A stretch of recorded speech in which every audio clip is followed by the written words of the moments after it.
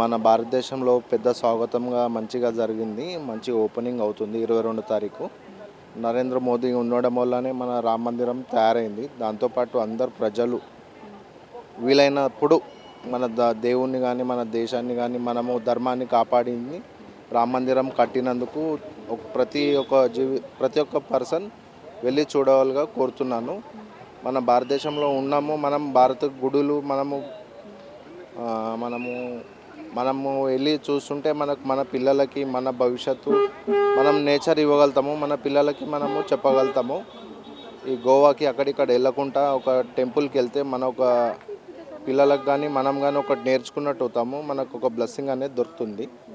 అందరికీ దయచేసి రామ మందిరంకి వెళ్ళాలని కోరుకుంటున్నాను. అయోధ్య జన్మభూమి ప్రదేశంలో మళ్ళా పునర్నిర్మాణం అవడం అనేది మన భారతదేశ ప్రజలకే కాకుండా ప్రపంచ దేశాల్లో ఉన్నటువంటి తెలుగు వాళ్ళందరికీ చాలా సుదినం, చాలా సంతోషం. మోడీ చేసిన ఈ కార్యక్రమం చాలా బాగుంది. రామ మందిరం మాకైతే చాలా సంతోషంగా ఉంది. నేను కూడా అమన్గల్ నుంచి వచ్చాను, ఈరోజు ఇక్కడికి దర్శనానికి వచ్చాము. చాలా ఎగ్జైటింగ్గా ఉందండి. మేము ఈ మీద వస్తుంది క్షణం వస్తుందని మేము అనుకోలేదు. అద్వానీ గారు మొదటి రథయాత్ర చేసినప్పుడు దానికి ఎంతో మేము ఇన్స్పైర్ ఇది అవుతుందా అని మేము ఆలోచించుకున్నాం. ఈరోజు అది ఫలిస్తున్నందుకు మాకు ఎంత లేని ఆనందంగా ఉంది. ఎంత ఆనందం అంటే మేము చెప్పలేము, అంత ఆనందంగా ఉంది. చాలా హ్యాపీగా ఉన్నాము. ఆ రోజు వెళ్ళడానికి కూడా మేము ప్రయత్నం చేస్తున్నాము. సార్, ఇప్పుడు గతంలో అయితే మన అయోధ్యలో రామ మందిరం ఉండేదని చాలామంది అంటున్నారు. దానిపైన ఇప్పుడు మసీద్ కట్టేశారు, ఇప్పుడు మళ్ళీ దాన్ని కూడా కూల్చేసి ఇప్పుడు మళ్ళీ రామ మందిరం పెడుతున్నారు కదండి.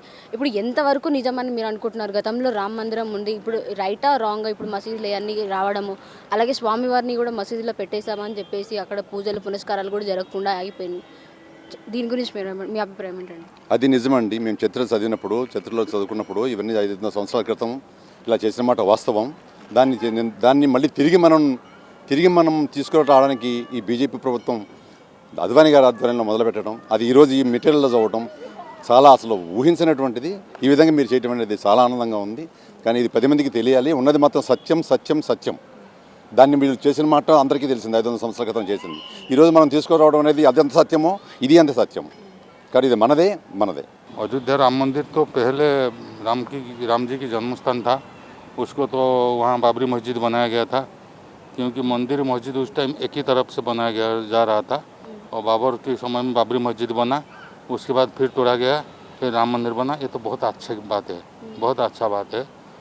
और बहुत अच्छा भी लग रहा है। राम मंदिर का प्रतिष्ठा होगा 22 तारीख को। उस समय पूरी श्री क्षेत्र में 17 तारीख को हो रहा है। आज लोकार्पण हो रहा है आपका परिक्रमा। तो ये बहुत अच्छा चीज़ है। धर्म को जो सनातनी धर्म हो, सनातन धर्म, उसका उत्थान हो रहा है, इसलिए बहुत अच्छा लग रहा है।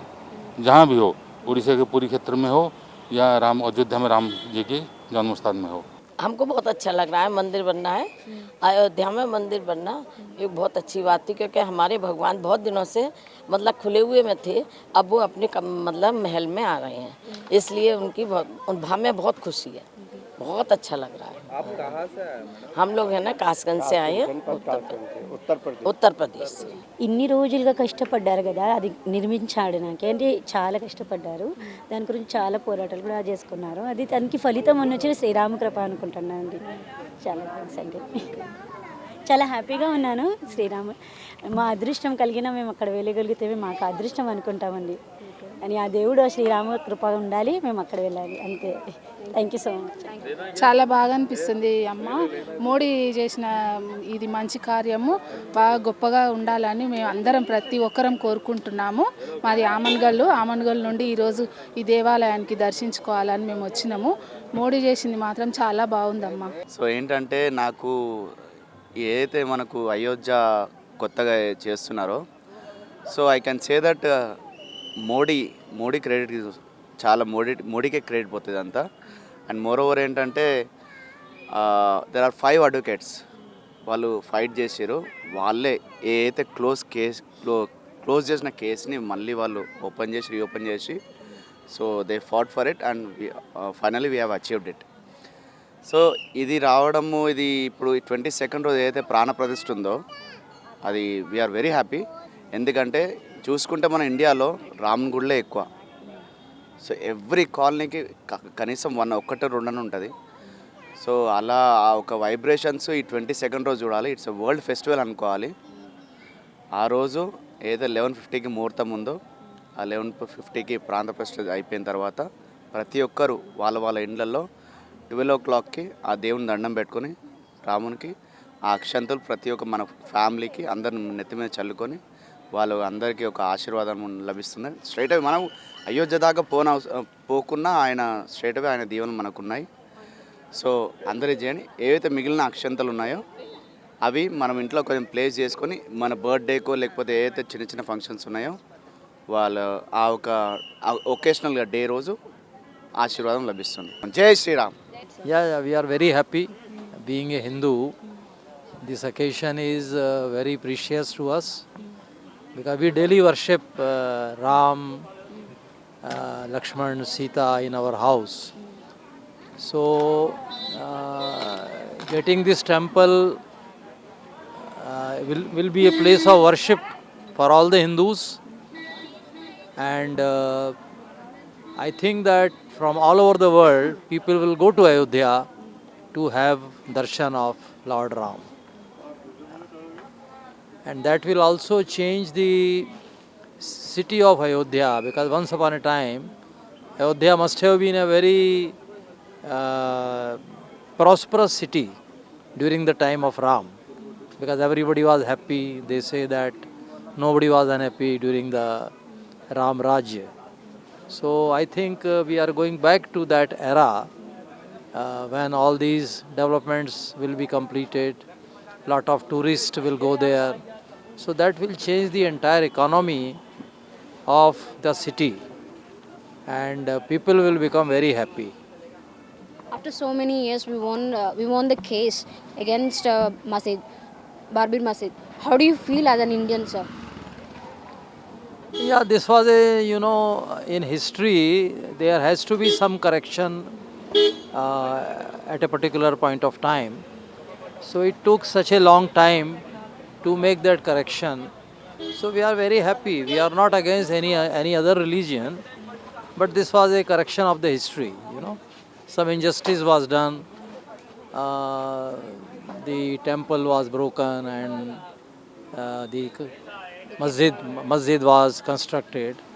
So this is something very historical thing, and injustice done to the Hindus. So I think that is the right step, and we are thankful to the judiciary and our democratic system, And I am also glad that the verdict was accepted by all, not only Hindus, but by everybody. The verdict was accepted, and that will bring harmony and peace to our country. మా colony కూడా అత్యంతలు వచ్చినాయి. చాలా సంతోషించాం. అంత దూరం నుంచి మాకు అత్యంతలు వచ్చినాయి కదా, మా అదృష్టం అనుకున్నాం మేము. మా అదృష్టానికి మాకు అత్యంతలు ఒక్కొక్కరికి కూడా రాలేదంట, మాకైతే వచ్చినాయి. మా ఫ్యామిలీ మా కాలనీ మొత్తం తిరిగి అక్షంతలు వంచిర్రు. మళ్ళీ రేపు కూడా పూజ అయినాక అక్షంతలు వేసుకుంటారు అన్నీ చెప్పారు వాళ్ళు. మొత్తం అవన్నీ చేసిండ్రు. దీపాలు ముట్టించుకొని 5 దీపాలు ముట్టించుకొని అక్కడనే అక్షంతల ఇంటిలో అందరం అక్షంతలు వేసుకొని చెప్తే సరే అదే పని మేము చూస్తున్నాం, వేసుకుంటాం. సంతోషం. నాకైతే చాలా ప్రౌడ్ ఫీలింగ్ ఉంది, ఎందుకంటే మన ధర్మం గురించి మనం చేస్తున్నారు కాబట్టి చాలా ప్రౌడ్ ఫీలింగ్ ఉంది. ఏదైనా కానీ అందరూ మన ధర్మాన్ని బాగా కాపాడుకోవాలి. సో నేనైతే చాలా ప్రౌడ్ ఫీల్గా అవుతున్నా.